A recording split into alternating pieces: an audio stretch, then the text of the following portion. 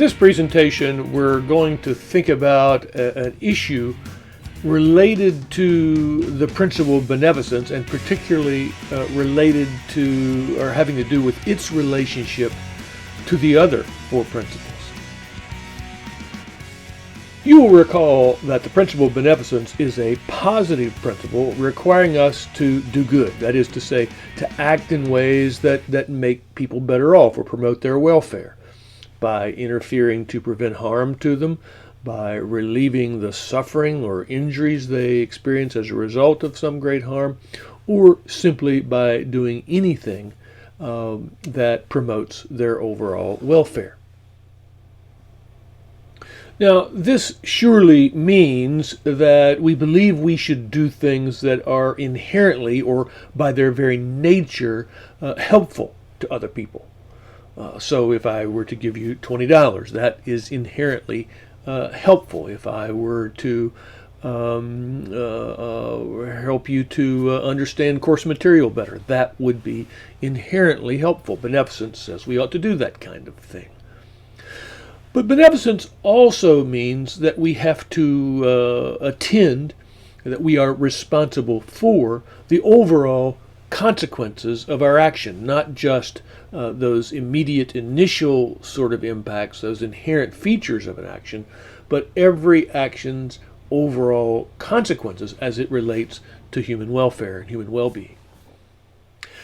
Our responsibility for the overall consequences of our actions, whether they produce or undermine human welfare, seems to be especially the case when those consequences are intended by us as a result of our action, and when they are highly probable. Those impacts on human welfare that we intend, that we recognize as probable through our actions, are clearly things for which we bear great responsibility. One could also make the argument that we are somewhat responsible even for the unintended consequences of our actions and the improbable ones. Maybe we should think of this as a sliding scale. We are absolutely responsible for what we intend and is highly probable, and as intention diminishes and probability diminishes, our responsibility goes down. The same could be said about those consequences that we foresee, that we anticipate as a result of our action, and those that are immediate. Again, we are particularly responsible if we foresee the consequence and it's immediate to our action. But, again, on a sliding scale, we also have some responsibility even for those consequences we did not anticipate, especially if we should have anticipated it, and even for those that are long-term. We are responsible for the overall consequences of our actions.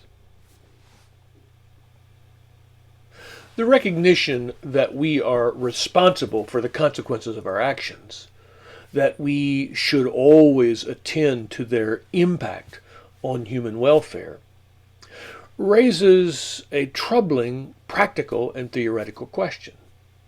Do the ends justify the means? That is to say, when we intend some really good end through our action, may we use just any old means to achieve that end, including means that are seriously problematic?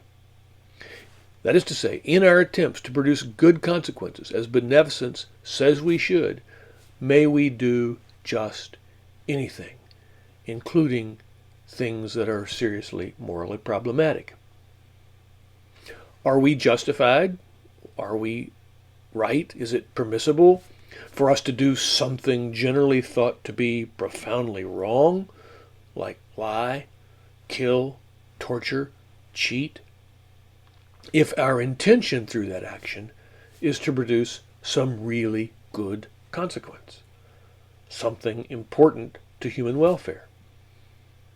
The question arises most poignantly when our intention is to avoid some really tragic state of affairs, like, let's say, the death of an innocent person or the deaths of hundreds of innocent persons. In such a situation, may we do just anything to avoid that tragic state of affairs? Let's think of some really quick examples. It would be good for you to pass this class. That would be a good end, a good intention on your part. May you cheat if that proves to be necessary for the achievement of that end? Or think about an example that the philosopher Immanuel Kant used.